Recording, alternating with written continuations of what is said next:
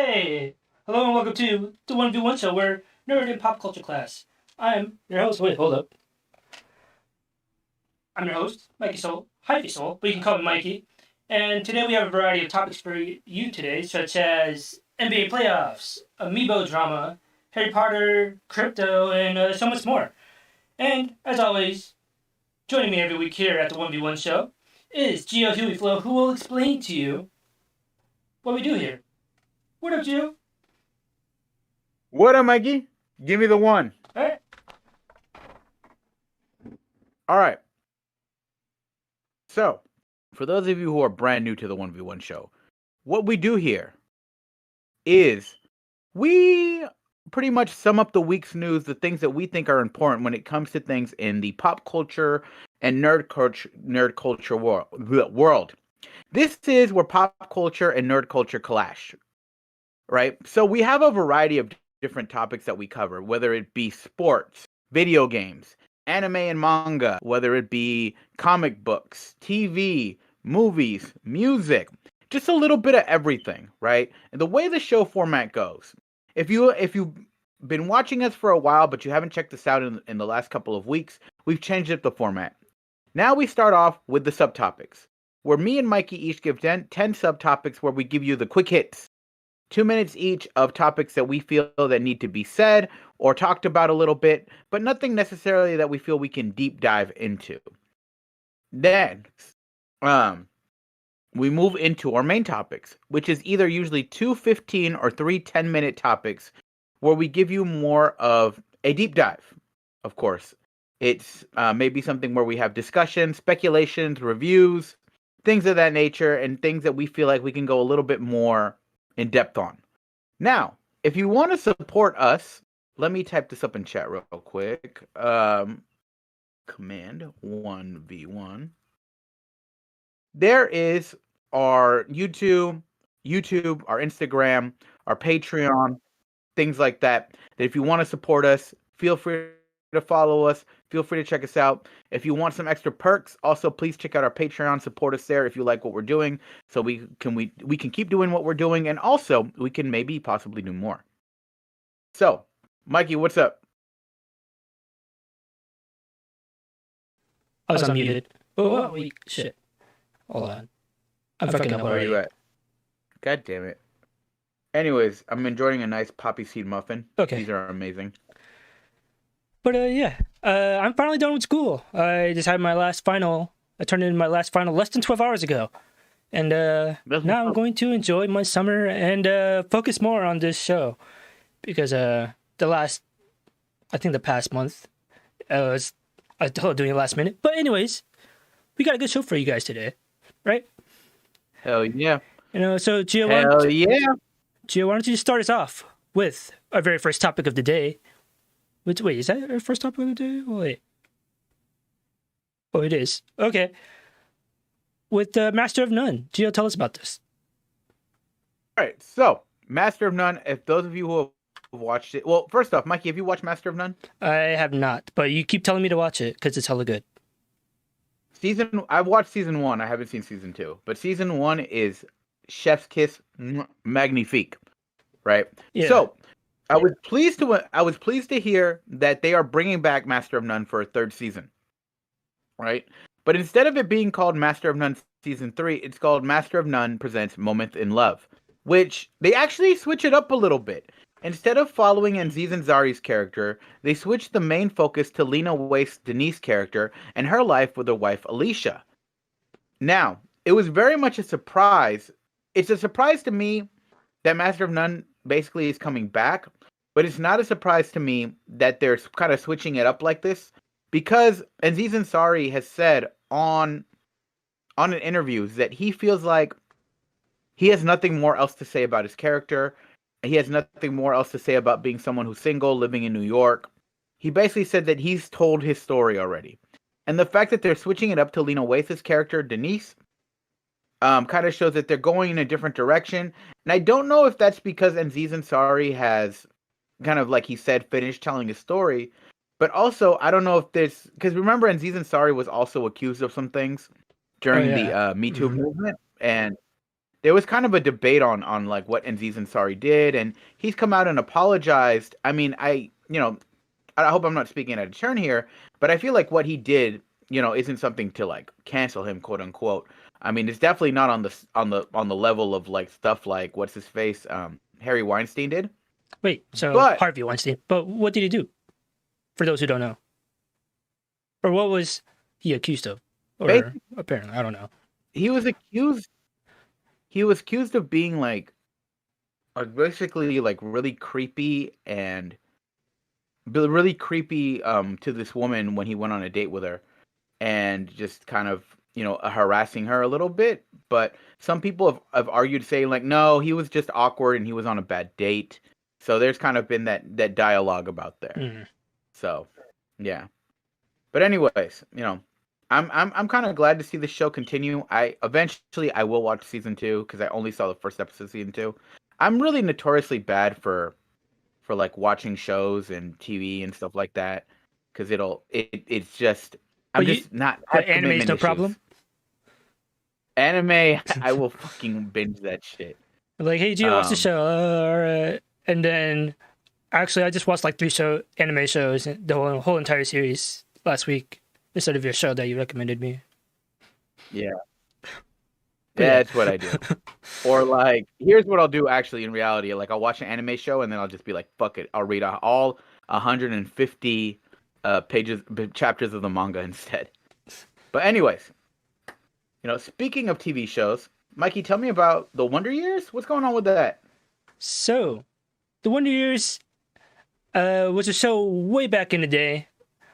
It ran from 1988 to 1993, and it earned critical acclaim for tackling its young love and family drama, as well as historical milestones of the 1960s, including like the Civil Rights Movement, the Vietnam War. But now, where the first series approached things from a perspective of a middle-class white family, this reboot will tackle the same era through the eyes of a black family living in the South during the 1960s, which makes the series pretty interesting. So, the Wonder Years reboot stars Dule Hill, who's from Psych, Laura Kariki from Black Lightning, and the star of the show is Alicia Williams, EJ, in the role of the star. So, takes the place of Fred Savage's character Kevin Arnold, and who will be voicing his adult version, narrating throughout the show, is going to be Don Cheadle. And so Fred Savage, the kid who starred in the original Wonder Years, is on board with the show as an executive producer, along with Lee Daniels, who did... Oh, man, he did a bunch of movies. Really good movies. I can't think of it right now. He did 12 Years a Slave, right? 12 Years a Slave? Yeah. Okay, yeah. Yes. And, the one with Gabrielle Sidibe. Precious? Yes. He also did that. But yeah. Anyways. Oh, he did Precious? That's right. But yeah, Fred Savage, the guy, the star actor, he also is a director. He directed episodes of It's Always Sunny in Philadelphia, Modern Family, Party Down, the show that me and Gio loves, and The Goldbergs, and more. This will be his first major show that's a drama instead of a comedy. But considering his familiarity with the source material, I think it should be a decent one. And this show is expected to debut 2021-2022 television season, so maybe this winter, perhaps. So, Gia, have you seen the show? The original? Yeah. I watched a few episodes, but I never really got into it. I just remember that he was in love with Winnie Cooper. That was her name, right? Yeah. Yeah. Yeah, I used to watch the show a lot when I was little, like at night, when like it was Nickelodeon at night, like Nick at Night or something. I forget what it was. And then I was like, oh, yo, this is like Boy Meets World, but like better. And then I didn't even know. What? Isn't Fred Savage, isn't he related to someone? I was going to say, yeah. Like, and I thought it was crazy that, oh, wow, he's the older brother of the Boy Meets World guy. And yeah. But yeah, Wonder Years is a superior show than Boy Meets World. And I think this show might perhaps be superior than the original Wonder Years because, like, so it looks so good. You should, I recommend watching this trailer with the song if you're a fan of the show, because the new cover of the song, I really enjoy it. Anyways, speaking of things we enjoy, Gio, why don't you tell us about what you're about to review? Ooh, am I going to enjoy it, Mikey? I don't know. All right, so For those of you who don't know, last week I talked about Famicom Detective Club being released for the Nintendo Switch. Now, people know me as a bit of a Nintendo nut. It's kind of like my reputation. Yes. So to speak. Yes, I am the Nintendo guy. If it's Nintendo, he will buy it. I was very pleased when Nintendo announced that they were bringing over Famicom Detective Club, which was originally released in 1998. They're actually releasing the two games in the series, The Missing Heir and The Girl Who Stands Behind. And in fact, I've played about 8 hours into it, and if you could see right now, I have it up. Hold on. Let me give you the one real quick. Oh, wow. I'm playing it right now. And let me say about this game, I really enjoy it, but I would caution people to pick it up. It's not really a gameplay style game, right? Mm-hmm. It's very much a kind of it's a visual novel to the purest form of what it is. There's no puzzles to solve. It's literally you're playing the game, you're reading the dialogue, you're talking to people, you're asking them questions, and you're trying to solve this kind of murder, what's going on, and then things go crazy. Now, I will say that the story and the narrative are top tier. Really good story, really good narrative. I still feel like I haven't figured out who the killer is. I feel like there's still a lot of mystery to be left, but I don't have any clear-cut ideas. So I will say that it's keeping me glued. I am very intrigued in the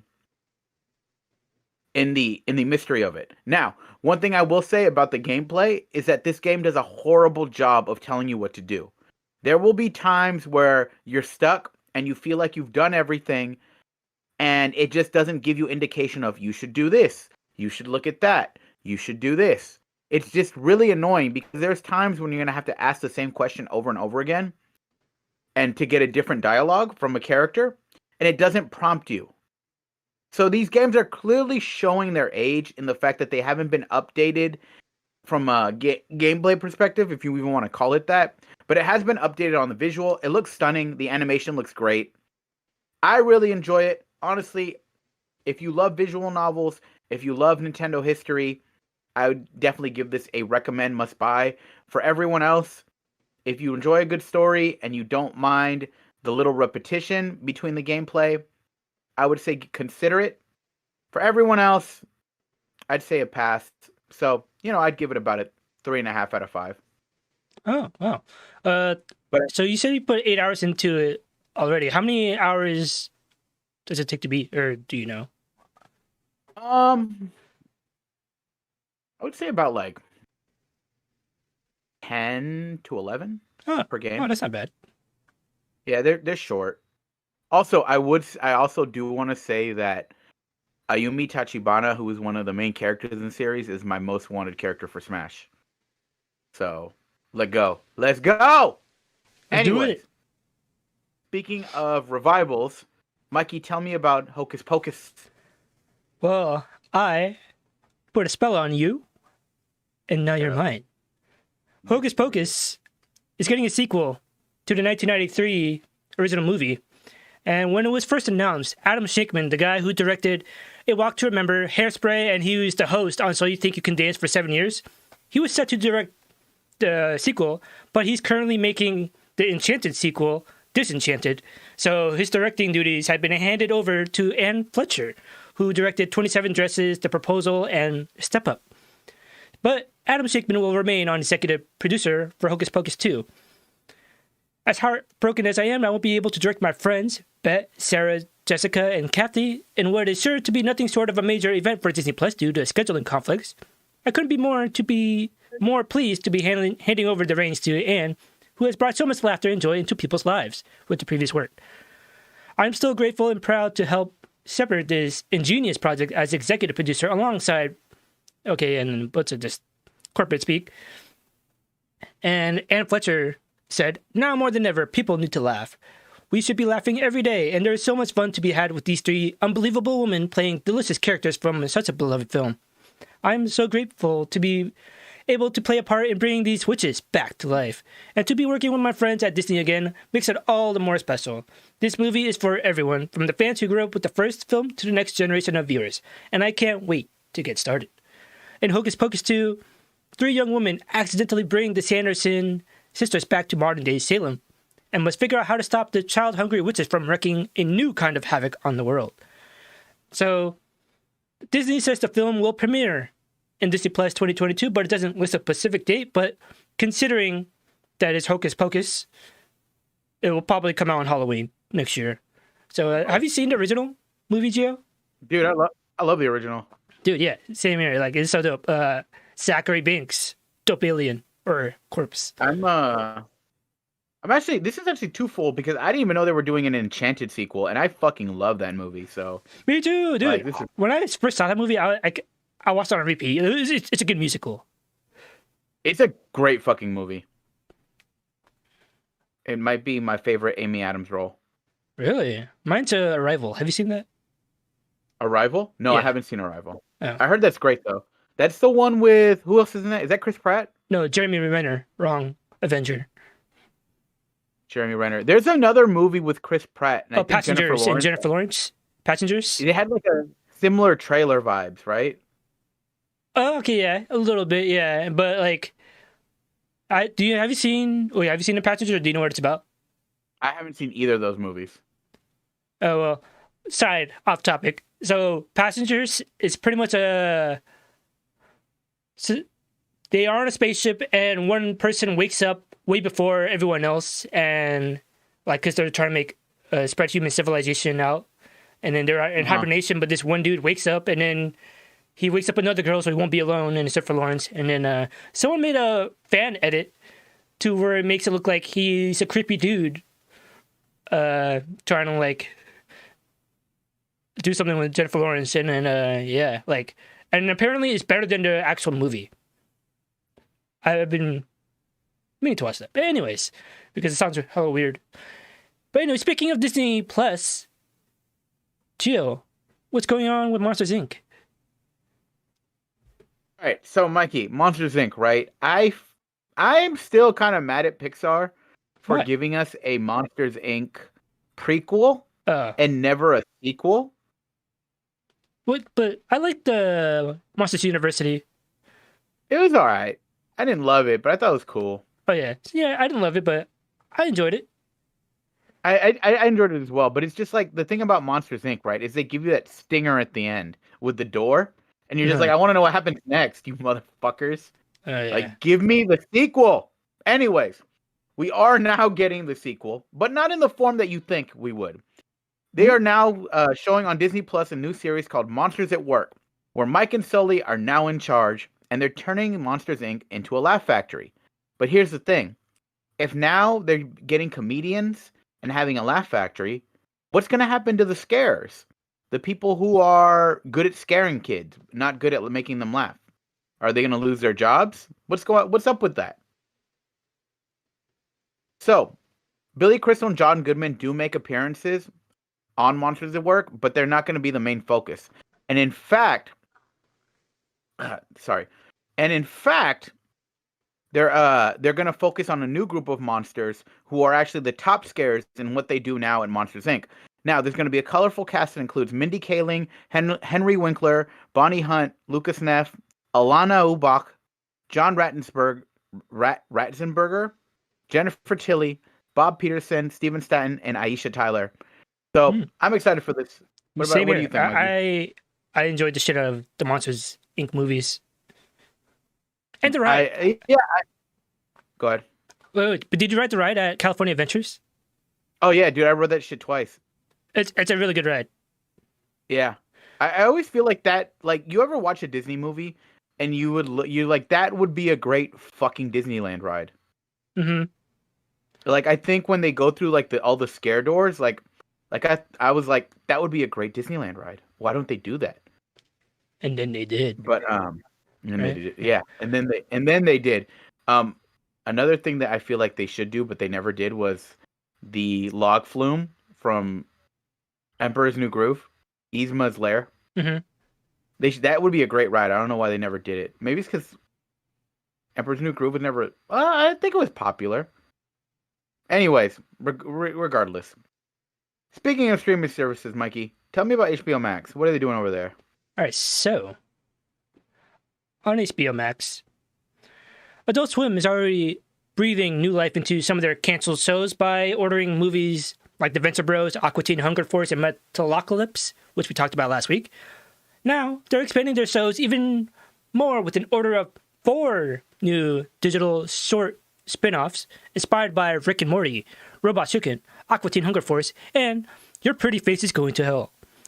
So first, Adult Swim has ordered the Rick and Morty spin-off called The Vindicators, inspired by the intergalactic crime-fighting team that appears in the episode Vindicators 3, The Return of World Ender. The series will focus on Supernova, Vance Maximus, Alan Rails, Crocobot, and Noob as they try to keep the galaxy safe from various cosmic threats. And Aqua Teen Hunger Force is getting a spin-off called Aquadonk Side Pieces, which will feature many of the side characters who appeared on the series over the years, like MC Pants, Happy Time Harry, the cybernetic ghost of Christmas Past, the Mooninites, and the Plutonians will all be a part of the new series from creators Matt Malero and Dave Willis, and the show is expected to premiere later this year. And Robot Chicken Show, Alabama Jackson, is a time-traveling character that apparently is part of the Robot Chicken universe. And Donald Faison, the guy from Scrubs, will be voicing the lead character and is also the creator of the show. And he said, "It's been my dream to create something with stop-motion animation ever since Seth Green showed me clips of this crazy sketch show he was working on, where the stars were the toys I grew up playing with. For it to come full circle and for my show to be made with the same team of artists only makes me more excited to explore the stories of Alabama Jackson." And for the last one, the live-action comedy series Your Pretty Face is Going to Hell is getting an anime series. It will take the show's original universe into the animated realm. And they said, "We are thrilled to be expanding the Pretty Face universe into animation, especially since there will be animators sweating over their Cintiqs, aka drawing tablets, I think, rather than us sweating in a humid Georgia August swamp battling mosquitoes while covered in red makeup." But anyways, all these shows will be 8 to 10 episodes, and they're being referred to as shorts. So it sounds like these shows might not be like a full half-hour spinoff, but like a digital short. And I don't know when that's coming on, but it's coming.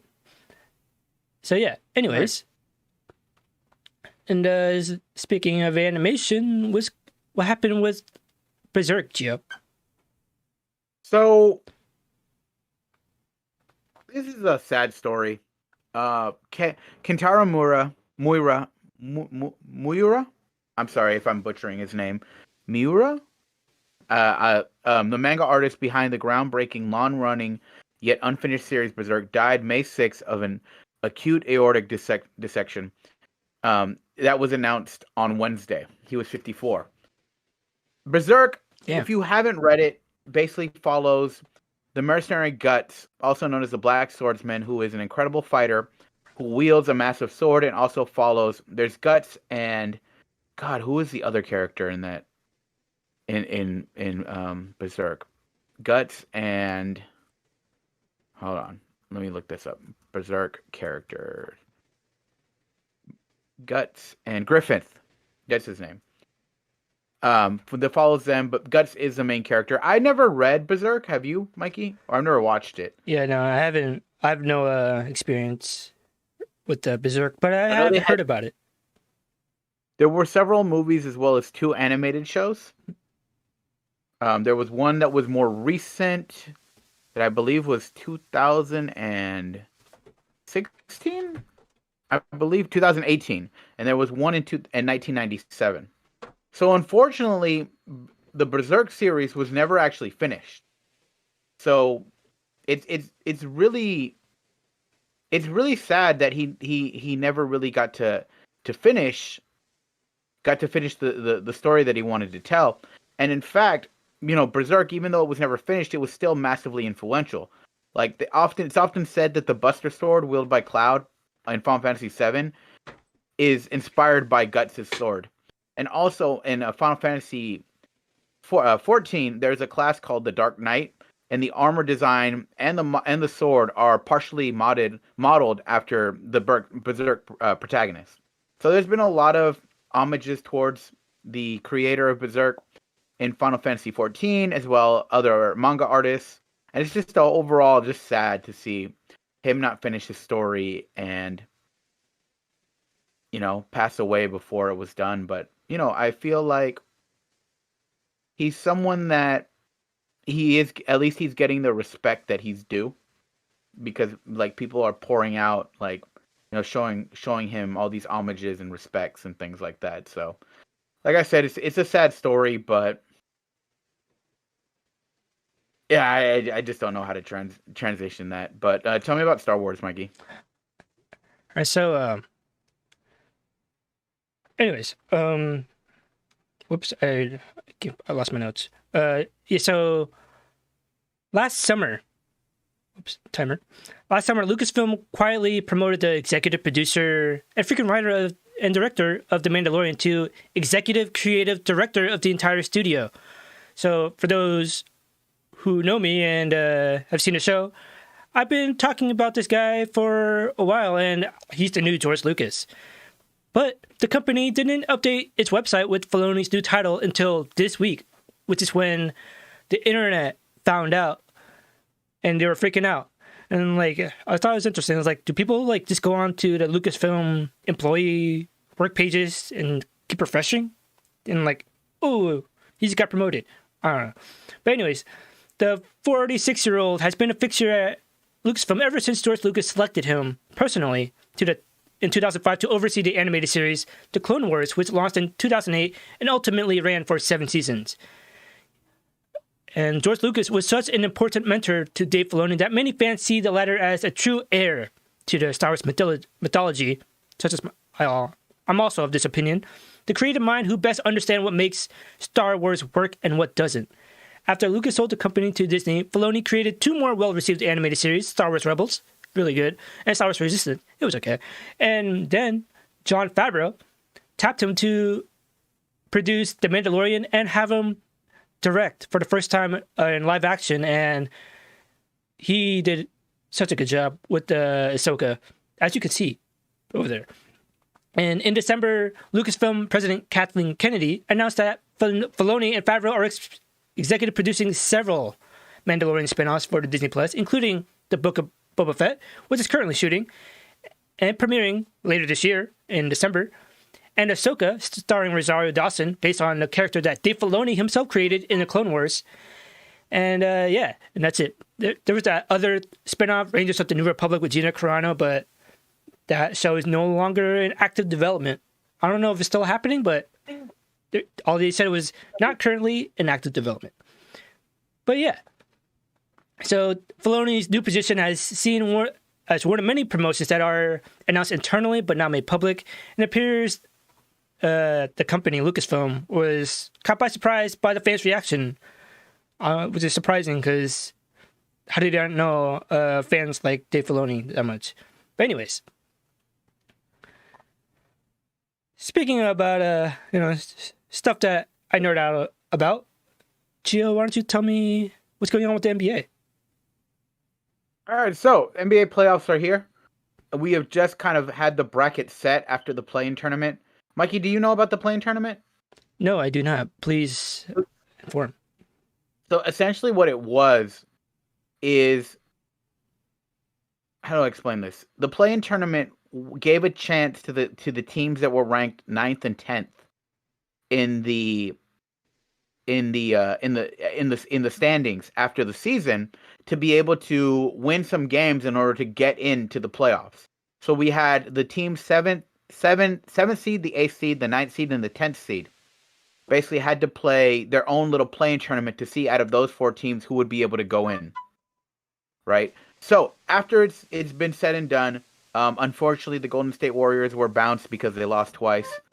And I'm a Kings fan, so fuck y'all. Anyways, we have our matchup set. Let's start with the East, right? In the East, we start with the 1 seed Philadelphia versus the 8th seed Washington Wizards. I think the Philadelphia 76ers are going to win that one. Now, we have the number 4 ranked New York Knicks, which is, to me, it's a fucking surprise that team is in the playoffs, much less the 4 seed, because they've been a joke for like the last 10 years. Playing against the number 5 seed Atlanta. I think the Knicks take this one. Then we have the number 3 seed Milwaukee versus the number 6 seed Miami. I'm going to say that Milwaukee avenges their loss last year and they move on. Then we have the number 2 Brooklyn Nets versus the number 7 Boston Celtics. I'm going to give this one to the Nets. Now on the West, the number 1 seed Utah Jazz versus number 8 seed Memphis Grizzlies. I think the Utah Jazz are too much for the Grizzlies, and they're going to take this one. Number 4, the LA Clippers versus number 5 Dallas Mavericks. This is a close one, but I think ultimately in a 7-game series, the Clippers win out. Then the number 3 seed Denver Nuggets versus the number 6 seed Portland Trailblazers. I'm going to also give it to Denver. Jokic is too strong. And then number 2 seed Phoenix Suns versus number 7 seed Los Angeles Lakers. And as much as it pains me to say this, I feel like the Lakers are going to upset the Phoenix Suns in this, and they're going to move on to the second round. So it is what it is. Hopefully we get a new champion. I don't want the Lakers to win. Honestly, any team that's left, I don't really care who wins as long as it's not the Lakers. So it is what it is. Wait, but why Mikey, do you hate the Lakers? Because the fucking Lakers cheated. The refs cheated for them in 2002 and really messed up the Kings' chances of winning. The refs fucking cheated for them. Anybody who watches that Game 6, how the fuck did Mike Bibby fucking get a foul when Kobe was the one that fucking elbowed him in the face? So for me, anytime the Lakers lose, it's just like revenge. Just avenging against bullshit in the NBA. But speaking of avenging and revenging, Mikey, tell me about Batman. So, the Caped Crusader is returning to the cartoon world. A new Batman animated series is coming to HBO Max. And it's coming from J.J. Abrams and the Batman director, the upcoming Batman with Robert Pattinson. Yeah, the director, Matt Reeves. They're teaming up to make a DC animated universe movie with... Wait, I don't know if it's animated. Wait, that might be a lie. They're teaming up with the DC animated universe veteran, Bruce Timm, on a noir-inspired take on the comic book hero. And it was reported in the Hollywood Reporter that Abrams, Reeves, and Timm are developing Batman, Caped Crusader for HBO Max and Cartoon Network. A new Batman anime series described as a reimagining of the Batman mythology. HBO Max has given a straight-to-series order for the series, which will take the superhero back to his noir roots. Matt Reeves said, "We are beyond excited to be working together to bring this character back to tell engrossing new stories in Gotham City. This series will be thrilling, cinematic, evocative of Batman's noir roots, and while diving deeper into the psychology of these iconic characters, we cannot wait to share this new world."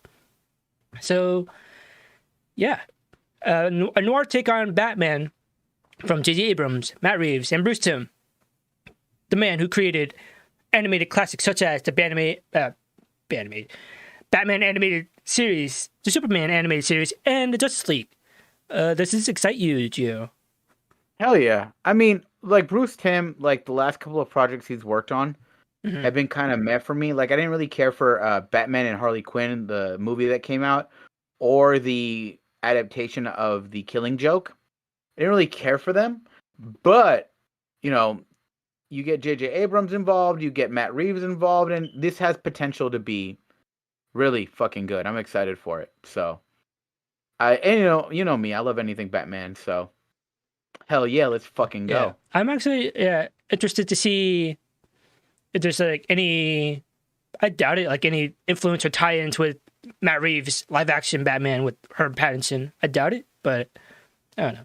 But anyway, speaking about nostalgia on things that we loved when we were children, Gio, why don't you tell me about Time Splitters? So Time Splitters is back. Wait, Mikey. What? Before we gotta go to the next. Oh, sorry. I was we didn't do our bit where we're like, is that the end of the show? Well, fuck. I was very confused. Anyways, fuck it. Whatever. Classic shooter series Time Splitter, which hasn't seen a new release since 2005, will be coming back after publisher Deep Silver announced the creation of a new, kind of new development studio working on the series. It's not entirely a new series. What they're doing, Deep Silver, is reforming the original developers, Free Radical Design, who shut down in 2014, and they will have series veterans Stephen Ellis and David Doak in charge. Now, I've never played Time Splitters, but have you, Mikey? No, I've always wanted to because everyone keeps talking about it. You know, I actually got Time Splitters confused with the other Time Crisis. Time Crisis, yeah, because Time Crisis is the one in the arcade with the guns, right? Yeah, where you hide and reload. Yeah, I was actually more excited about this until I actually looked into it. I was like, oh, I thought we were having like new light gun games, but whatever. Oh, dude, they should make a Time Crisis VR game. Oh shit! Time Crisis, if you're watching, make a VR game. I'll play it. Anyways, you know, how would they even do that? Like, could you even do light gun games on brand new TVs? Because doesn't it have to be a CRT TV for it to work? No, VR headset doesn't need the TV, it's just the sensors. No, but I'm just saying, like, yeah, non-VR. Oh, for non-VR, yeah. I don't know if that would work. Actually, yeah. Anyway, yeah. I mean, I'm happy that Time Splitters is getting a new game because, excuse me, my heartburn's coming back. Well, because it's become such a meme thing to where people are like, bring back Time Splitters. To where it's like, all right, it's kind of like Skate, you know, where they're like, hey, we're bringing back Skate, and people were like going nuts over it. So I'm happy whenever the memes are happy. But what's the opposite of happy? It would be fear. Mikey, tell me about what's going on with Goosebumps. I thought you were going to say sad, but yeah, Goosebumps, the author, R.L. Stine, has teamed up with Netflix to release a trilogy of movies that are releasing over 3 consecutive weeks in July. The first movie is called Fear Street Part 1, 1994. It will come out on July 2nd. The second movie, called Fear Street 2, 1978, comes out July 9th. And Fear Street Part 3, 1666, will close out the trilogy, and that comes out on July 16th. The director, Lee Janik, who directed 2 episodes of the Scream TV show and Honeymoon, in 2014 with Rose Leslie, the actress who played Ygritte from Game of Thrones, or Gwen Dawn from Downton Abbey. Well, anyways, Lee Janik, the director, he said that it's a dream that audiences will now get to experience a new story in the same way, back to back to back, with only a week of waiting in between. I can't wait to welcome everyone into the world of Fear Street in 1994, 1978, and 1666. The films are based on a book series of the same name, renowned by children's horror writer R.L. Stine, first published in 1989. Oh, whoops. Forgot the timer. Whereas the Fear Street books were aimed at teenagers, the film trilogy will be rated R.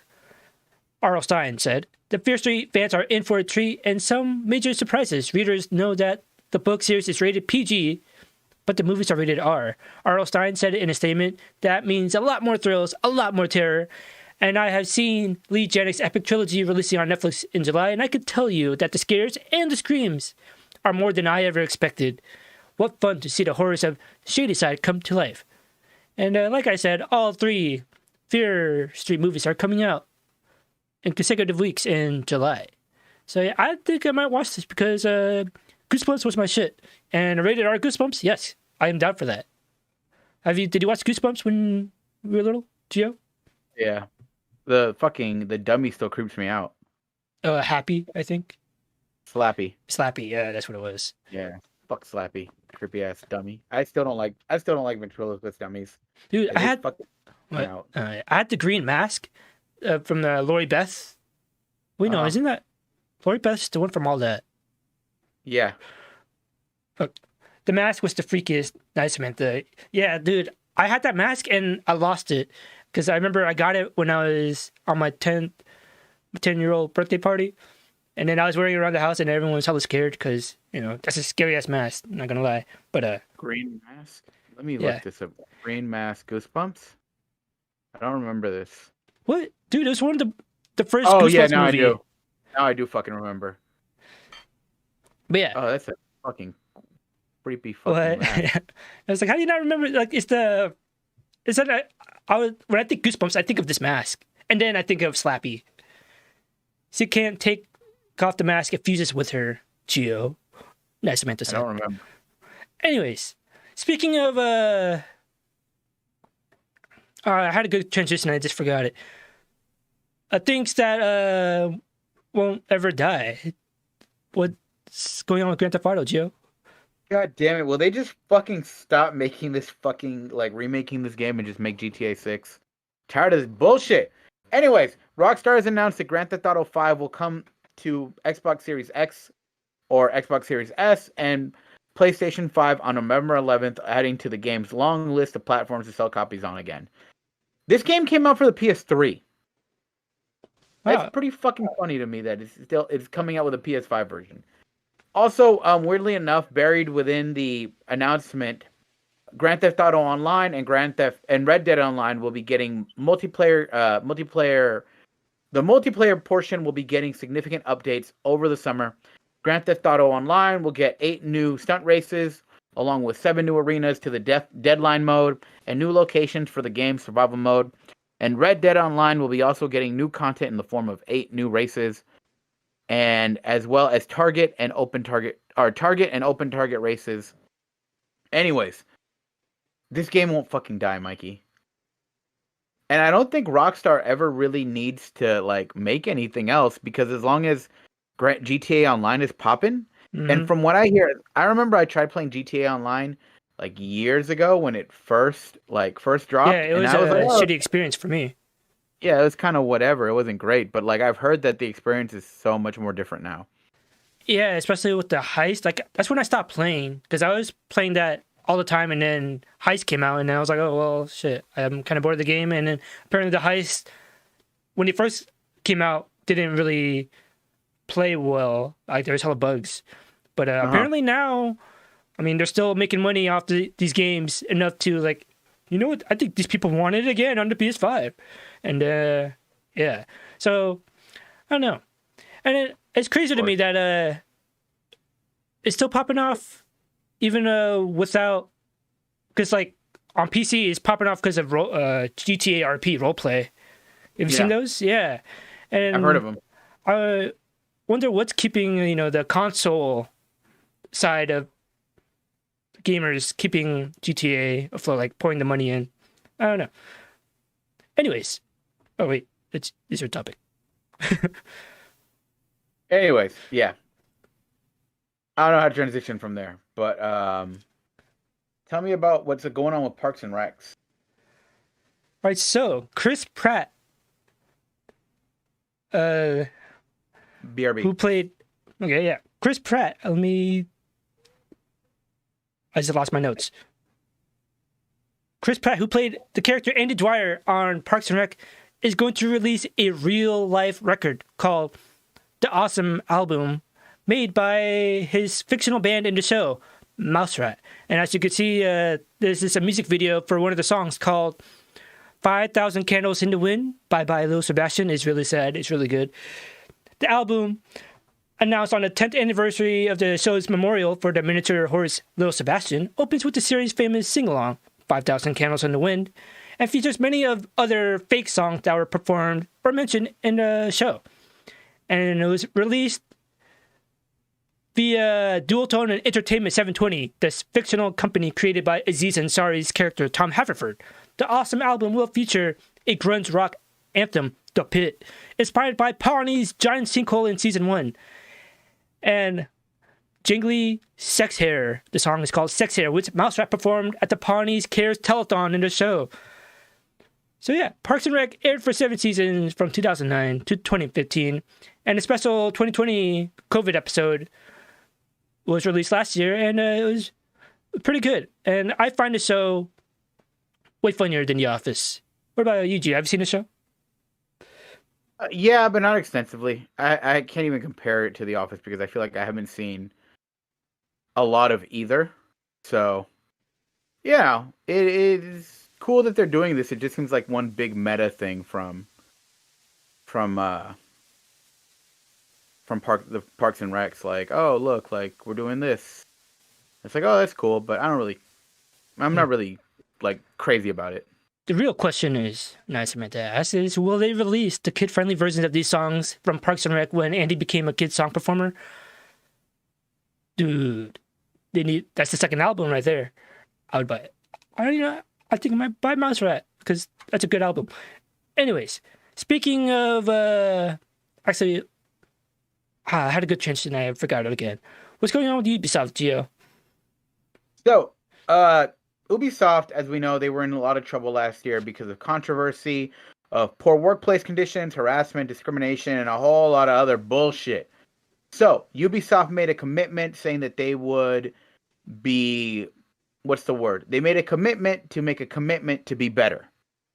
And according to French publication, Le Telegram, I don't know why I said it in that accent, but not much has changed. The reports say employees have gotten the sense Ubisoft management wants to shake off the controversy as an uncomfortable footnote of its history. Several internal initiatives meant to help Ubisoft a more welcoming space for women were left unaddressed by the company's management. The same was said for the attempts to have renewed harassment training required for new staff. And the report says over 20,000 employees took part in a half-day training session following the initial controversy, with management undergoing a more advanced session specifically focusing on accountability. We perceive a desire from management to leave the crisis from summer 2020 behind, as it represents a great deal for the group's durability, a source told Le Telegram.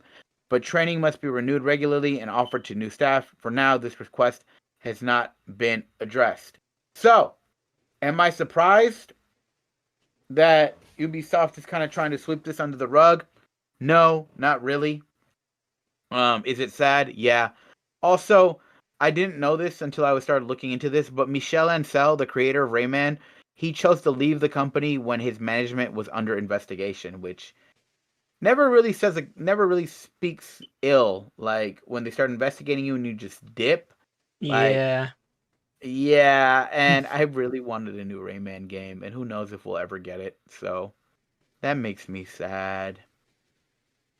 But Rayman, how he uses his hands because he has no arms, throw punches. People in the UFC also throw punches. So tell me about this, Mikey. That was good. Thank you. So, last Saturday night, UFC 262, Charles Oliveira finally broke through, claiming the UFC's vacant lightweight title that was held by Conor McGregor and Khabib, but they don't have the belt anymore because Conor McGregor lost and Khabib retired.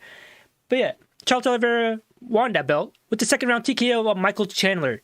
It wasn't easy for him because he had to survive a first round onslaught that nearly had him finished by the powerful punching of former Bellator champion Michael Chandler. But Charles Oliveira proved his mettle and is now the UFC's undisputed lightweight champion. And he was only ranked 3 in the division, and he has the longest road to the title ever in the UFC. He's been fighting in the UFC, I think, for, I don't know, I want to say like 8 years. And he is the first fighter that had 28 UFC fights before ever getting a title shot. The longest journey ever to the championship belt in the UFC. And he got it. And you can see his work right there. But so what's it called? So Dustin Poirier, who fought Conor McGregor and defeated, they're having a rematch, and it's most likely that Charles Oliveira is likely to defend his championship belt against the winner of that fight, Dustin Poirier versus Conor McGregor, which goes down in July. So, but as for Michael Chandler, he nearly finished Charles Oliveira, and I'm pretty sure he'll still be in the top 5, and I think he's going to be a future champion, like probably by the end of next year. Now that he lost, but anyways, but tonight there's another UFC card, which I'm also pretty excited about. It has Rob Font versus Cody No Love Garbrandt. Rob Font is 18-4, and Cody Garbrandt is 12-3. So it's going to be a good matchup, and because I bet on MMA fights every now and then, and every time I bet against Rob Font, I've always lost. And so this is the first time where I'm going to be rooting for him to win. So I don't know, we'll see. And then the co-main event to that is a women's MMA fight. Yan Xiaonan, I don't know if I said that right. He's 13-1, fighting former UFC champion Carla Esparza, who's 17-6. So that's going to be a good fight. But anyways, enough about me nerding out about MMA. Well, let me ask you something. What? What's up? Do you think Conor McGregor's washed? I don't know. It's really hard to say because his rise to the belt was legitimate and it was impressive as shit. And then I think the success kind of got to him, obviously, because like the way his demeanor. Because I remember him coming up, he seemed cool. Like, oh yeah, I'm ready. Like, I'm hungry and I want to be a champion. And then now that he got like a couple million, like he acts like an asshole, like straight up asshole. And but no, I think this upcoming fight, the rematch, which is the trilogy, it'll be the question. It'll answer everyone's question: is Conor McGregor lost? Like, if he wins, maybe he still has it. But if he doesn't, maybe people will start doubting him, and then he'll just retire off into the sunset with his millions of dollars that he got from the Mayweather fight. But anyways, Yes. Speaking of I don't know, Last of Us, Gio, what's going on with Last of Us? So Last of Us got a patch, which upgrades it from. Hold on, let me see. Naughty Dog is pushing a patch out for The Last of Us Part 2 that allows it to run on 60 FPS on the PS5 console. The update, which went live yesterday, will allow you to toggle the frame rate between 30 and 60 FPS on PS5 consoles. So if you're playing the game on PS5, you'll be able to play it in 60 frames per second. I can't really tell the difference between 30 and 60 FPS. So I'm kind of... This is kind of like cool for people who are really into it, but for me personally, like I don't see a big difference. Do you see a big difference, Mikey? In 30, At first, 60 FPS? I was the same exact way until I played Miles Morales on the PS5 when they had different settings, like either ray tracing or performance mode or something like that, and the difference was night and day after I like compared the two modes, like back to back, and I think you'll notice it when I let you borrow the game. Miles Morales? Yeah. No, I have it. Oh shit! Well, never mind. I own that game. Oh, what the fuck? Just try doing the ray tracing thing and performance mode, and then swing around, and then you'll see. Like once I started swinging around in 60 frames per second, I was like, "Oh shit, 60 frames per second is the shit." So you preferred in that mode versus the ray tracing mode? Yes.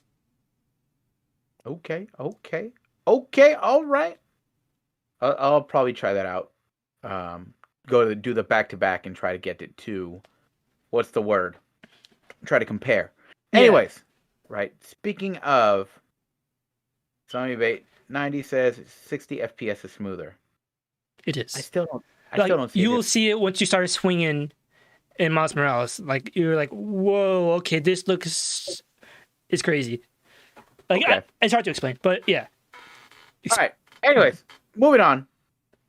Let's move on to crypto talk. Mikey, tell me what's up with that. So, all those crypto holders who are new are probably experiencing the first major crash. Bitcoin crashes, I think, over 30% now because of a variety of bad news, such as Tesla has stopped accepting Bitcoin in their transactions, but yet they still hold Bitcoin on their balance sheet, like, because remember they announced it, they bought a shitload, and then that's when a bunch of other companies started buying. But they said they're not accepting Bitcoin anymore, but they still have it. And then another news, the IRS is saying that the U.S. must report at least $10,000 worth of crypto transactions over $10,000. That's what only if you're a business. And then, so a lot of people took this narrative as like, oh, the IRS is cracking down on anyone who has crypto, but only if you have over $10,000 transactions.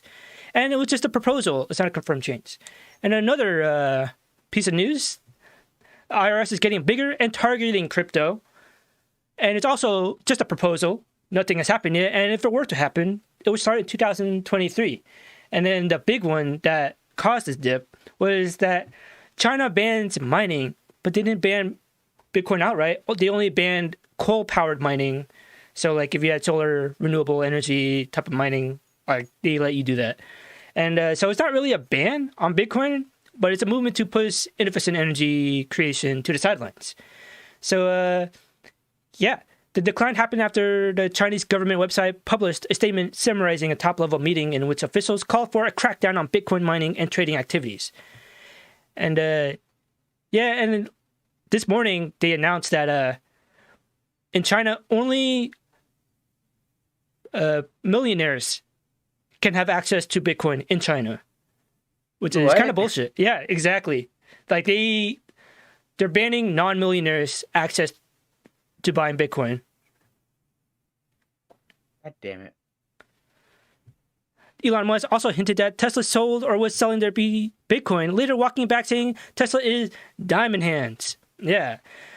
Hey, like, so yeah, he's never sold. It's kind of crazy how Elon Musk, how much power that he has in the crypto space, even though he doesn't have, like, he's not involved directly in the development of crypto. Yeah. Like, he was, because before Tesla bought crypto, Bitcoin was already at 30,000.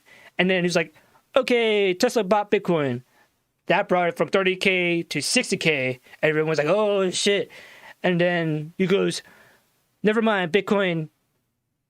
We're not accepting Bitcoin anymore. And then he brought it back from 60K back to 30K. So I was like, dang, kind of crazy how much influence he has in the space. But anyways,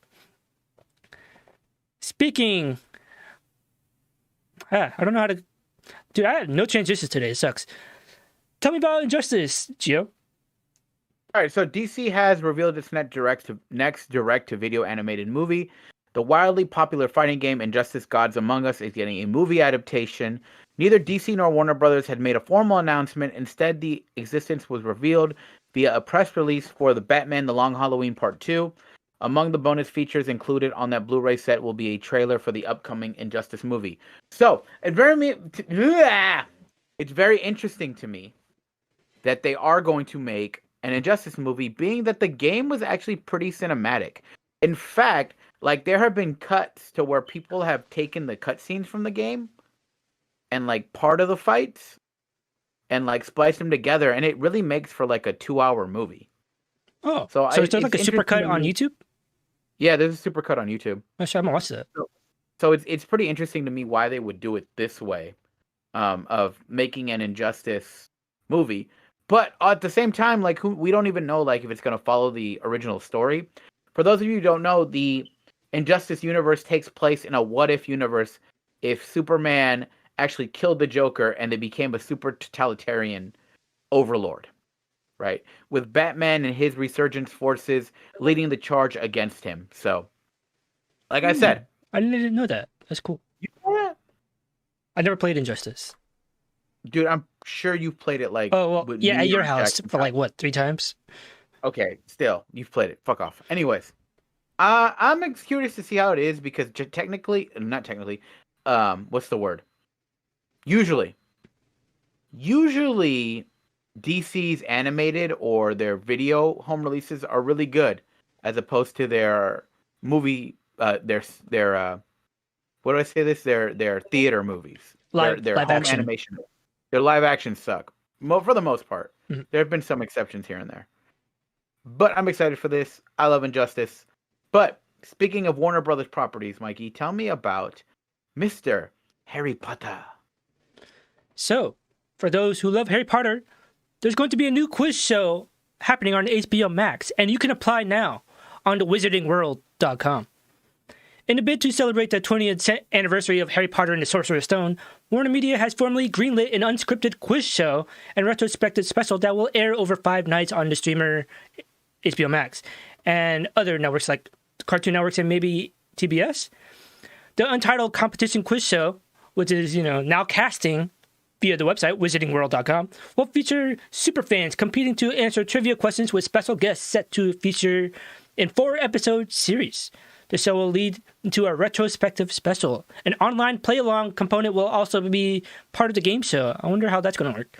The game show and retrospective are the first Ativo TV offshoots of the J.K. Rowling's beloved Harry Potter franchise, and it comes after Warner Brothers says that while J.K. Rowling is not directly involved with either production, Warner Brothers has collaborated with her team on the content.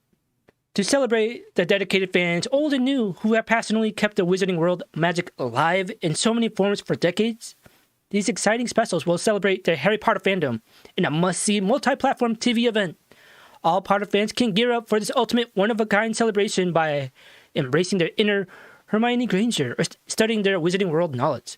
For fans who have always wanted to discover what it might be like to take an OWL exam, this is as close as you're probably going to get. So yeah, the the specials arrived 4 months after HBO Max was in the early stages of writing a live-action scripted series for the show. And sources at the time noted that they engaged in multiple conversations with potential writers for a TV show. And those broad ideas have been discussed as part of our early stage exploratory meetings. And this might be the product of that. I don't know. But yeah. So Harry Potter quiz show. How would you do on that show, Gio? I'm not like a huge Potter head. I mean, I know basic stuff, but I think I'd probably be out by like the second or third round. Yeah, I would be out by the first round because I've only seen each movie once, and that was like in a marathon right before the last movie came out. Like I watched it. I was introduced to the entire universe of Harry Potter within like 24 hours. It was crazy. Did you like that? Did you like the series? Yeah, it was dope. Like, but I can't tell which movie is which because like I literally watched them all back to back to back, in anticipation for the release of the final movie. So like it's all, it seems like one big supercut movie to me. Blended in for you. But yeah. So yeah, that is brings us to the end of our subtopics, and will bring us into our main topics where we spend more than 2 minutes. We're going to spend 10 minutes, and we're going to be starting off with this topic about IGN staff supporting for Palestine, but Gio will fill us in. All right. So as you all have kind of known that what's going on in Palestine right now is it's just the latest thing to go on between Israel and Palestine when there was the nation state, or when the nation state of Israel was created in Palestinian land pretty much without the say of the people of the area already. Like Israel was created after World War II for the Jewish people to find a place for them after the Holocaust, right? The thing is that Israel was created by the powers of European and America, where they created this state within Palestinian land. Now, this has caused a lot of issues because, of course, this is basically what imperialism, where a few nations impose their will on a nation that's already created and pretty much move people in there, and it's gonna mess things up. So, that's just a kind of a really basic view of it. It's basically Israeli occupation of Palestinian land. Mm-hmm. Now, what happened is that a lot of this occupation has caused, a lot of issues between the people who were already there, the Palestinians, and the Israeli government, who now kind of effectively rules that area. So what happened is there was a Supreme Court decision that evicted 6 Palestinian families from the Sheikha Jarrah, which was it's a land that was supposedly under the dominion of the Palestinians. It was a predominantly Palestinian neighborhood in East Jerusalem, but the Israeli Supreme Court basically said no, like we get to evict you all. We basically kicking you out, which caused a lot of protests happening, which led to police basically going in and just tear gassing and just injuring people. A lot of these protesters, right? And what happened is that on May 7th, Israeli police stormed the compound of I'm gonna mispronounce this, Al-Aqsa Mosque, the Al-Aqsa Mosque, the third holiest site in Islam, which is located on the Temple Mount, and they used tear gas, rubber bullets, and stun grenades against stone-throwing Palestinians. So this has led to an issue with Hamas firing rockets into Israel, and then Israel just beginning a campaign of airstrikes against Gaza, which led to about 248 Palestinians being killed. Damn. Now, holy shit. So here's what's going on with how does IGN tie into this? IGN basically put up a Palestinian flag on their website, and they had links to a charity campaign in order to give money to kind of help the children and the people who have lost their lives there in this in the airstrikes. Mm-hmm. That was taken down, and in fact, Mikey, if you go, there was a statement made by by IGN's Israel edition, where they said, "Dear readers, we were too amazed to discover this morning a misleading and confusing donation campaign found on the American website IGN. It is important for us to empathize that we condemn this action and did not take part in it, and were aware of it. This is not our way.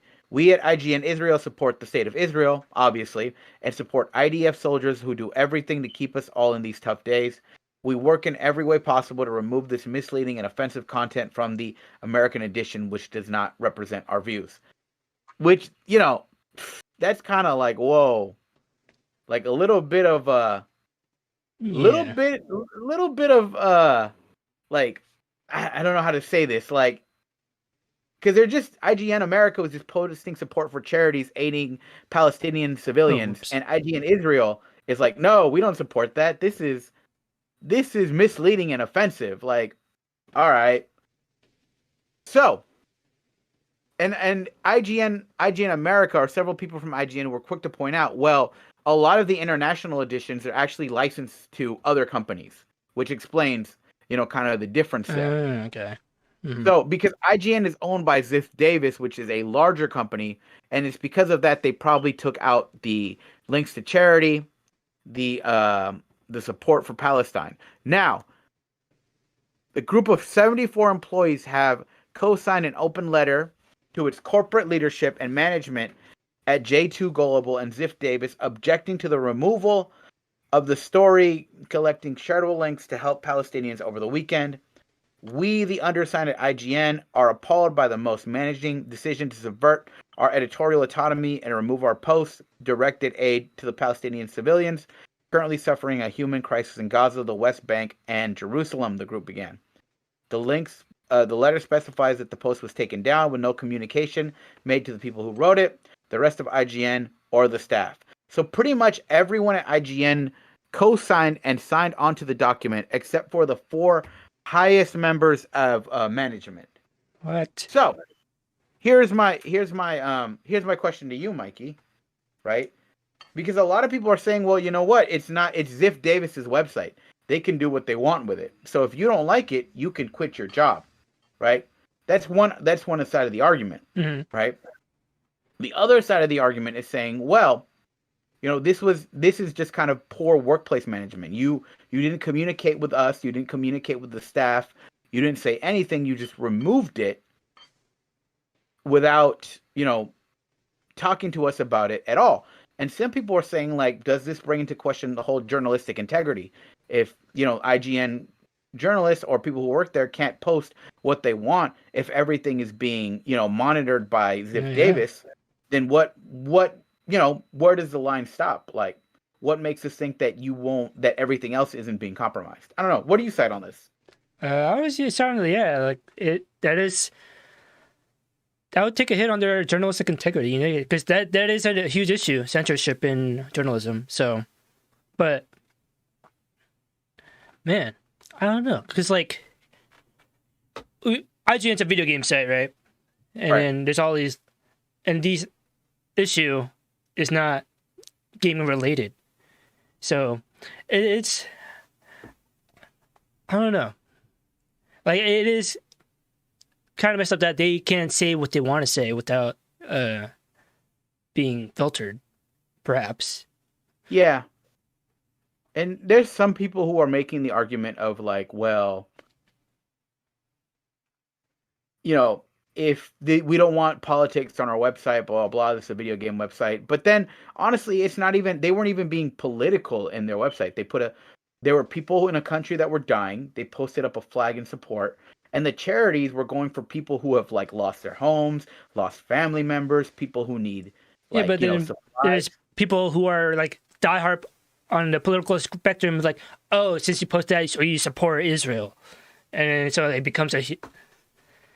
Like, and then yeah, it gets. It also becomes a whataboutism. Like it's like, well, you all support China, so they're killing Muslims over there. I mean, and they should. China needs to be like held accountable. Held accountable for that. But just because that's happening in China doesn't mean that we should just shut up about everything. Yeah.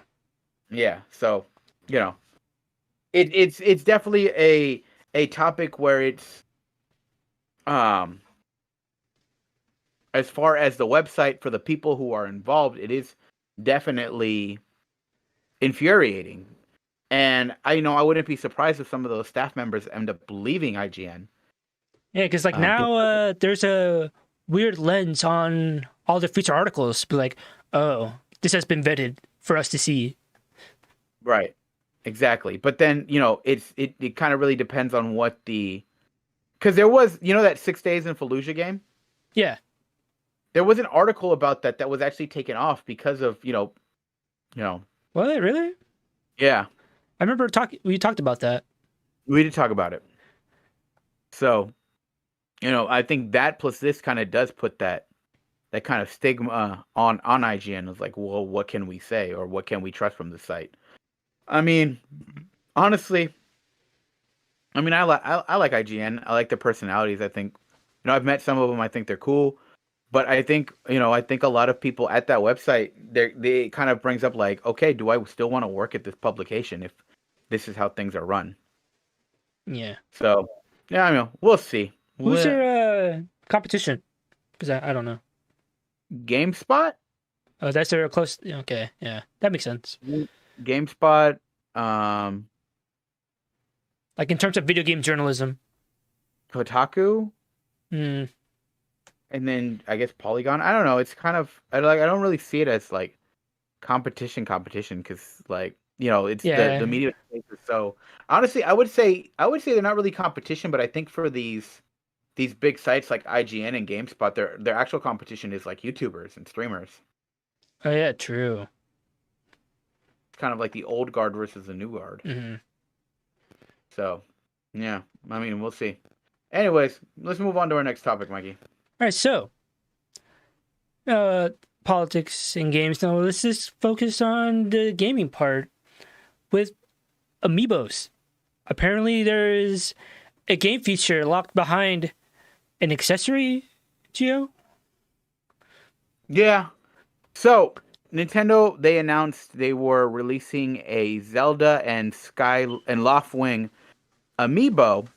And for those of you who don't know, Amiibos are NFC figurines that you can tap it on your Switch, and it would usually unlock some type of feature or some extra perks, or it would let you play as that character. There's a variety of things that you could do with this Amiibo, right? So they're releasing the Zelda and Loftwing, the Zelda from the Skyward Sword game, because they are making a HD remake of Zelda Skyward Sword, which comes out on July 16th. That Amiibo, which is $25, which is more expensive than Amiibos usually are, because Amiibos are usually ranging from the $14 to $16 range. They're usually $14.99 to $16.99. So is this the most expensive Amiibo that they've released? No, for Breath of the Wild they released the Guardian Amiibo, which was pretty huge, and that one was $30. They had a Yarn Yoshi. It was like a plushie Amiibo. They made a mega one, which is like $40, and you could only get it at Toys R Us. And now those are like worth a lot because Toys R Us doesn't exist anymore. Anyways, right? Damn, so sad. The thing, the controversy behind this is that with the Amiibo, you are allowed to bypass one of the most annoying things in the game, right? Fast travel in Skyward Sword is normally only accessible at an in-game save point, which is a remnant of more rigid Zelda designs, because this game was launched on the Wii. So they didn't really have like the quality of life improvements. The new Amiibo allows you to return to the sky to restock on items or upgrade something, and then return whenever you are without missing a beat. So, this is pissing people off, because essentially what it is, okay, Nintendo, like, here are the complaints about this game. And Nintendo's like, okay, we'll fix it for you, but you got to pay an extra $25 for this Amiibo. And honestly, even me, like, I'm kind of pissed at that, because I think that's fucking dumb. Like, that they would unlock that kind of, like, fast travel. Can you imagine that? Like, Mikey, like, if Sony did that? Yeah, imagine I'd if be they, pissed. I'd be hella pissed. Like, if they locked fast travel for, like, I don't know, Ghost of Tsushima behind, like, a Fox figurine, or for Last of Us 2, like an it's basically saying, like, hey, if you want fast travel, give us $25 and you get fast travel. Yeah, and not only that, fucking god damn it, Mikey. I tried to, because the pre-orders went live yesterday, and I could not get one. I'm so pissed because I really want this Amiibo. Not for the fast travel. I was gonna buy it fucking anyways. Well, yeah, because you have all the Amiibos almost. Not all of them, just almost all the Smash Brothers one. But now it's like, fuck. Now I think because of this news story that people know that they're gonna want to buy it. So there's so many fucking scalpers just, buying these Amiibos over and over again. What are they selling them for? Have you seen them? I haven't even looked. I'm kind of scared. Let's look this up. Zelda and Loftwing Amiibo eBay. Let's see. Son of a bitch. They're going up for the pre-orders are going up for $64. You fucking kiss my ass. Over 100% markup. Hope people en masse don't buy Skyward Sword. Only way to make Nintendo change is with your money, says Zombie Bait. It's true, but Nintendo has everyone's money. Like, Nintendo fans are so fucking stupid. They're gonna fucking pay full price for this. Look at what happened with the Mario 3D collection, right? Everyone was like, yeah, they didn't do anything but port these old games and put them in a collection. They're gonna sell it to us for $60. And guess what? Everyone bought them. Did you buy them? Yeah, I bought it. Okay. So yeah. Yeah, no, Nintendo owns my soul already. Like, I'm pissed, but Nintendo owns my soul. I just want my Amiibo. I don't even... I was gonna buy this Amiibo even without, that fast travel thing. So, it's really fucking irritating. Anyways. Here's another thing. Right? Scalpers, scalping it up. If Nintendo sees the success of this, right? What's to stop them from doing this for other games? Yeah, was this the sign of the future of Amiibos? It could be. I mean, Nintendo, I think they tried to do that, like historically. Like, I know you're not up on Nintendo lore, Mikey, but there was a game called Animal Crossing Amiibo Festival. Now, okay. Think of it like, Animal Crossing is super fucking successful, super fucking popular, right? Mm-hmm. So what happened was Nintendo released this game, and it was think of it like a Animal Crossing version of Mario Party. Okay. But you needed the Amiibo figurines to be the characters. Wait, what? Yeah, so you had to pay fucking $60 for this fucking game. Wait, and in order to play as the character that you wanted to play as, you would have to buy the Amiibo figurine. Oh. That's bullshit. And also, the chat was lagging. But anyways, that is bullshit. The fuck? Wait, so how much... Dude, they would make hella money if they just locked features behind $10 well, here's what Amiibos. happened. That game fucking bombed. Oh, so what happened to those Amiibos then? Are they super rare or no sought after? I think Nintendo thought that they were gonna make hella money on this because those Amiibos were fucking they put out a lot of those Animal Crossing Amiibos, right? They put out so many of them, but like no one bought them. And so for a while, you would find them at like bargain bins at GameStop for like $3, $4, $3, $4, $5 a pop. Right? So they were hella like, no one was buying them, and Nintendo made it like a whole collection of them that nobody really, people would buy like one or two, but they wouldn't buy like all of them. But how many Amiibos are there, like, in total? A lot. Like over 200? Well, there's like 80 something for the Smash Brothers characters themselves. Then there's the Mario line, which I would say is about 10 or 12. The Animal Crossing, I think there's like 35.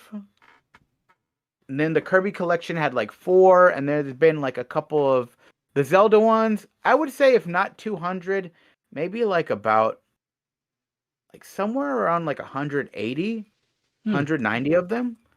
Hold on, let me see. How many Amiibos are there? And then how many do you have? There's 100. Oh, damn. I was pretty on the money, Mikey. So what? I guess 180. Guess how much there are? 182. 183. Ooh. I'm pretty. They even had a fucking. I forgot about this. They even had a fucking. They put out a Super Mario cereal that the box was an Amiibo. Oh shit. Yeah. Wait, did you get that? Oh, you didn't get that. I didn't get that. I was like, this is just a novelty. Like, I just want to complete the Smash Brothers collection, and I'm like 3 away from completing it so far. Which ones are you missing? I'm missing Corrin Player 2, which that one has been going up for like, it's like $180 to $200 because it's rare, and I'm so pissed I didn't like pull the trigger on it earlier when I could have. Fuck. And then there's a Cloud Player 2, which is going for about $50, and then the Mii Fighters, and that's about it. I need it. I need to complete the collection. But anyways, yeah, there's a shit ton of Amiibo, and this is kind of bullshit. Anyways, Nintendo, they never really ended up selling through the Animal Crossing, but you know what happened? Animal Crossing became super popular on Switch, and then like people were asking me like, hey, where can I get the Amiibos? Where can I get those Amiibos? And I'm like, I don't know. They're probably at your Best Buys and GameStops, because people were like, they wanted, because Animal Crossing became super popular, and if you had an Amiibo of a villager, it would guarantee that villager would come to your island. They even put out like Amiibo cards, like instead of the figurines, they were just playing cards, like Pokemon cards. Like you'd get them in like booster packs, and they would come out in random. Dude, what if they started doing that, locking game features behind certain cards and shit? I mean, they did do that, not game features, but they did that back in the Game Boy Advance because they had the e-reader, which is kind of like, it was kind of like the earliest form of DLC, where for like certain Mario games, if you had the e-reader and you bought the cards, it would be like extra levels. So it's kind of like the earliest form of DLC. I don't know. I hope this doesn't, like, Nintendo doesn't get any ideas from this and been like, yeah, we're gonna fucking lock this DLC behind the Amiibo. But keep doing it. What sucks is that like it's probably going to be successful because of that feature, and they're like, oh wow, it is a successful thing. We should keep doing this. Yeah. And then like also scalpers taking advantage of it, and then Nintendo saying, oh wow, everyone just buying it up immediately. They want this. Let's keep doing this. Yeah. And then I think there was an interview with one of the producers of one of the Paper Mario games where they made a Paper Mario game for the 3DS. I think it was Sticker Star.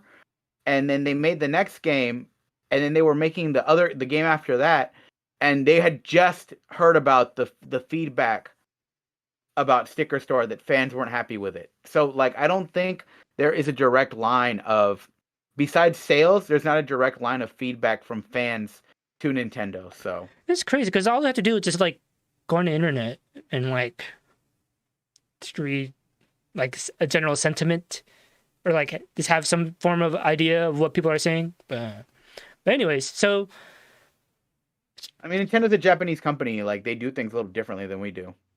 Yeah, and speaking of companies doing something different, that brings us into our next topic.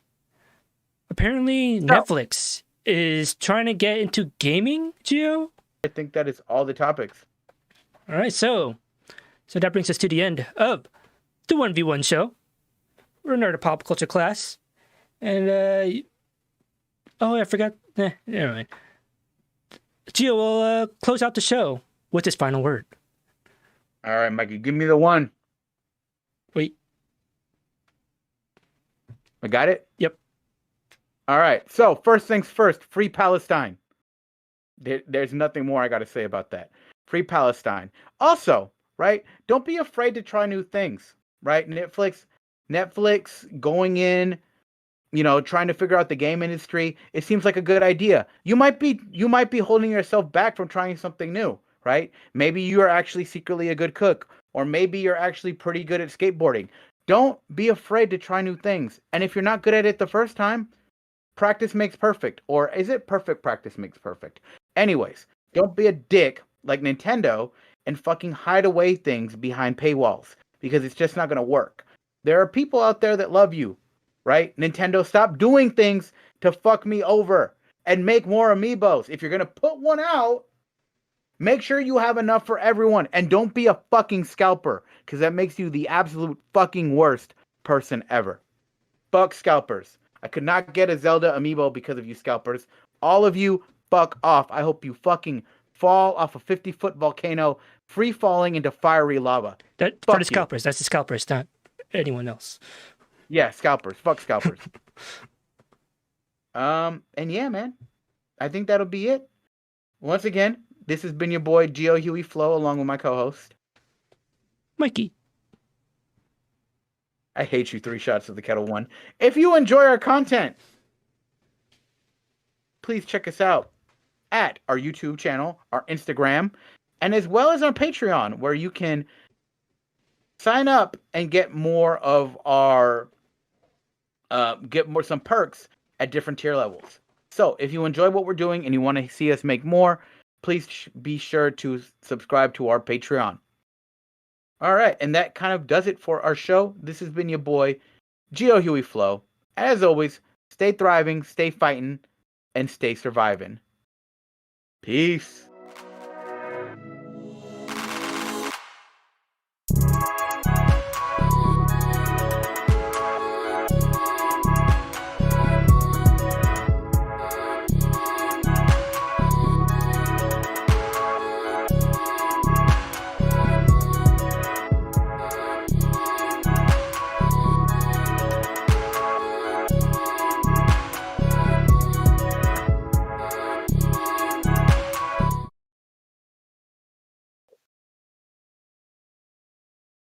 Shit, my mic was muted.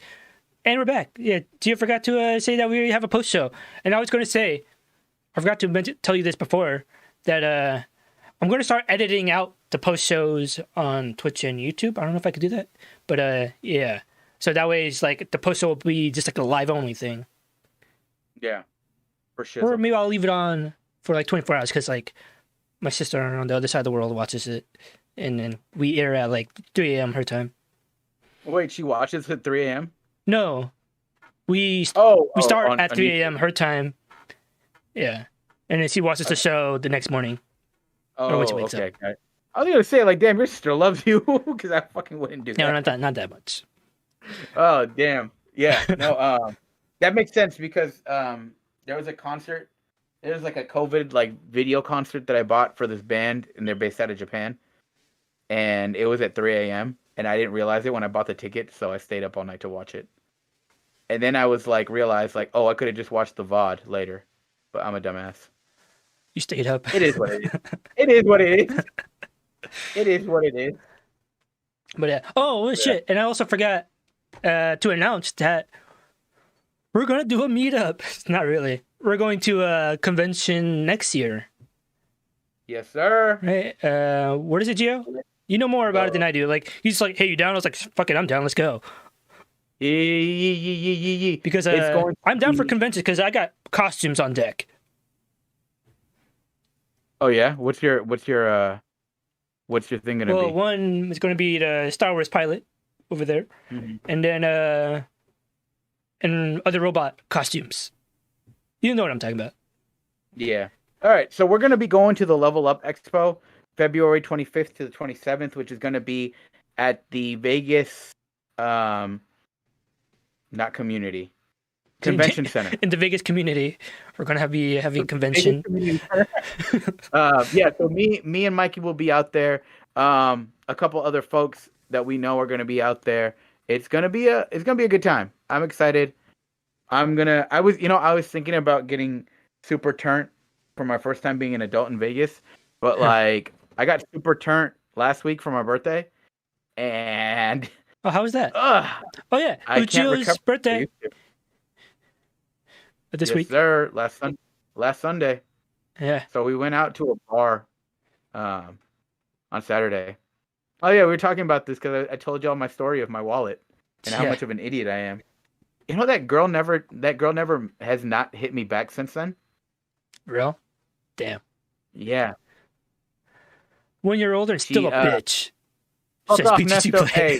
Hey, that was good. Hey. BTG Play is gonna be out there at Vegas, so I'm gonna fucking fight him. That's gonna be our IRL stream. So be on the lookout for that. Anyways, she hasn't fucking texted me back since I was like, "Hey, I lost my wallet. Did you see it or see anything?" She didn't last respond? thing she said to me was like, "What's that?" Go on. Sorry. She was like, "Oh no, I didn't see anything." And then I texted her again. I was like, "Hey, I went back and this is what they told me. So I'm pretty sure it's gone." And then I messaged her the next day because she was telling me she was gonna go. And she was like, I was like, "Hey, today's still a go though, even though I lost my wallet." Hasn't messaged me back then. Didn't even wish me happy birthday on Sunday. Hasn't talked to me since then. I'm gonna assume she's the one that stole my wallet. I think she stole my wallet. I think that's what happened. Damn, what the fuck? That's fucked up. Wouldn't that be some shit? Like if she was the one that stole my wallet? Yeah. Damn.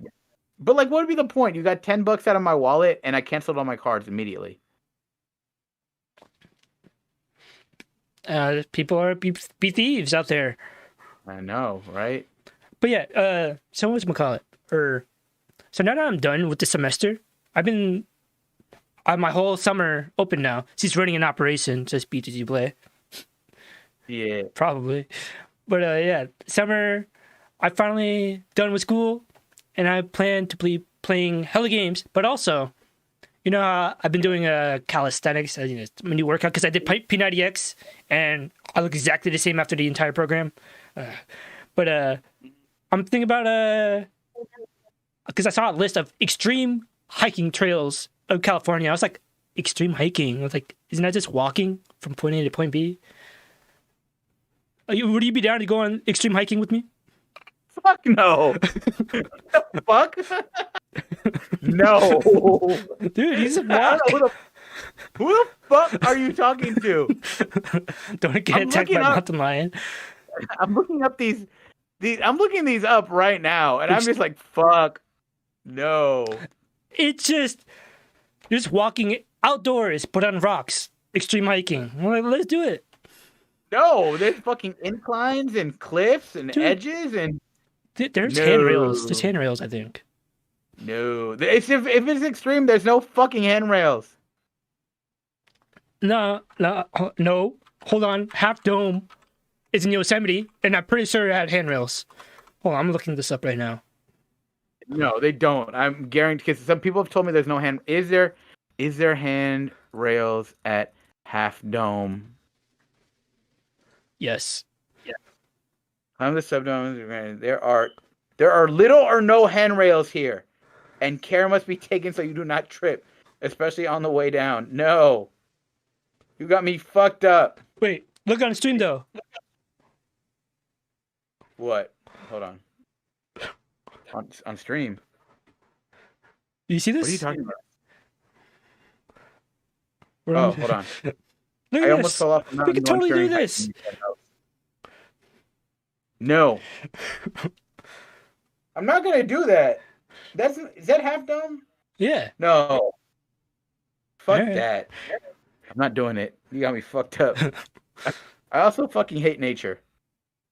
But didn't you go out on a hike that ended up in a lake? I can hear my echo. The Devil's Punch Bowl when I was with Matt H and fucking Jackson? Yeah. Did you know that we were actually like trespassing when we did that? No. Like, we're so lucky we didn't get arrested, because I had a friend that she went, like, want to say maybe like a few months later, and she got arrested for trespassing and had to go to court and pay off a fat ticket. Holy shit! Damn. Yeah, we So got really. You guys sort of just had a trespassing adventure. Yeah, we just got really fucking lucky. And you know what's so fucking dumb about that shit? So, like, Matt H was telling me the whole time, like, oh, dude, it's an easy walk. Like, it's like paved. It's only like a mile and a half.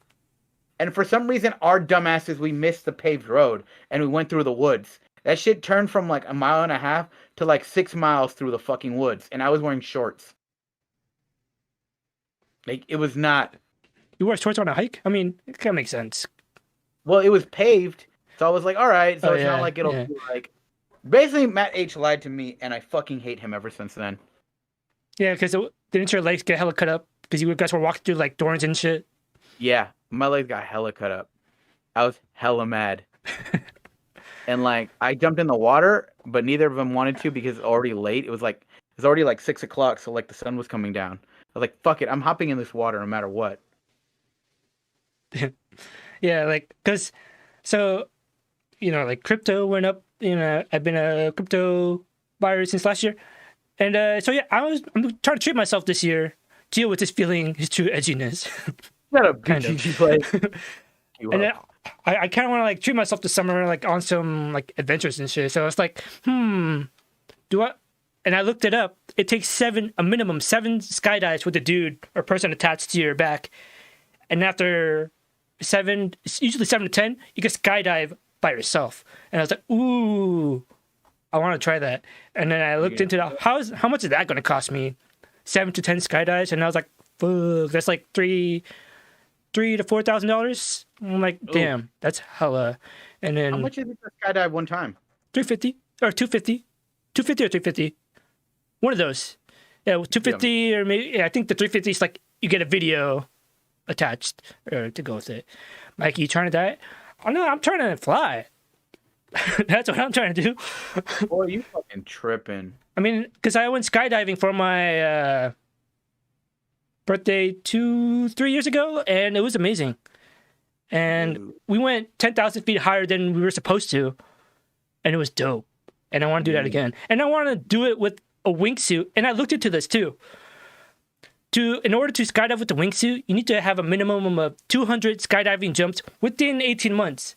And then I looked into how much would that cost me. That's over $20,000. I'm like, man, who the fuck can afford this? I know exactly $20,000 to fall like a squirrel. Like that's all I just wanted to do. But $20,000 just to do that, and it's like, never mind. So that's why I like, you know what?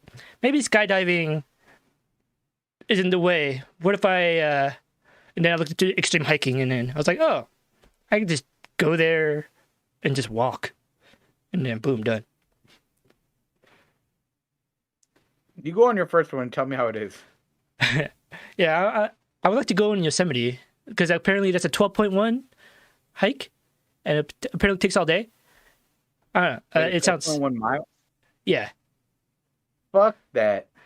20K to feel like you're flying, but almost could die. Hell yeah. Hell yeah. No. And like I've always wanted to skydive because of the Power Rangers movie, when Tommy skydove with a snowboard. Like for some reason, it looked hella cool, and I want to try it. You got me fucked up, Mikey. Fuck that. No. But okay, that's fair. Power Ranger movie was dope. Yeah, amazing. But anyways, yeah. Sure, do you have I'm going to play Returnal. I've been waiting to play Returnal for like over 2 weeks. I've been stressing out over school and shit. Like, it's giving me pimples and shit, and like stress. Oof. Stress shit. Yeah, and then yeah. What about you? What are you gonna do? I'm going to SAC. It's a friend's graduation barbecue. Yeah. The CSU, California State Universities, all ended yesterday. Like mine. Oh, nice. And but now that you're doing summer school, right? You're teaching summer school. Yeah. When is that over? like July 2nd or 3rd. Do you have any plans for summer vacation? I summer have plans? the week before I go back to school. I'm planning on a trip to Portland and Seattle. Oh shit! Through Amtrak. Like I take the Amtrak up there. Yeah. What are you doing out there? Just gonna fucking go explore. Hopefully, shit'll be more open up. Yeah, that sounds hella dope. Yeah, I'm also trying like to go somewhere this summer, but I don't know where. I was thinking, well, because I'm planning on taking my mom to Disneyland after Thanksgiving, so that way we get the Christmas decorations, because Christmas decorations they put them in right after Thanksgiving, and then so yeah, that should be dope. Okay. But this summer, I don't know. I don't know. I've been trying to like think of stuff. That's why I was like thinking skydiving or intense hiking. Go grab a dick donut in Portland, Gio. You know, I will. I will, and I'll take a picture and send it to you. You know, like my sister used to live in Washington, the one that lives in Japan. Like, and she used to get like these donuts. I forgot, from Oregon, or I forgot what the place is called. It's a famous donut place. Yeah. She would bring me some donuts from that place on her way when she visits us, and it was hella good, even though it was like a day old. But yeah, food donuts are good. I recommend it. We used to have a kind of place in where we live, Mikey, where we used to have like a place that did kind of like weird donuts like that, but they closed down. Yeah, I think I remember what you're talking about. But they weren't that great. They were okay. Yeah. Yeah. I don't know. Yeah. All right. Well, anything else you want to talk about? Nothing that I can think of. Yeah, same. So I guess close out the show here.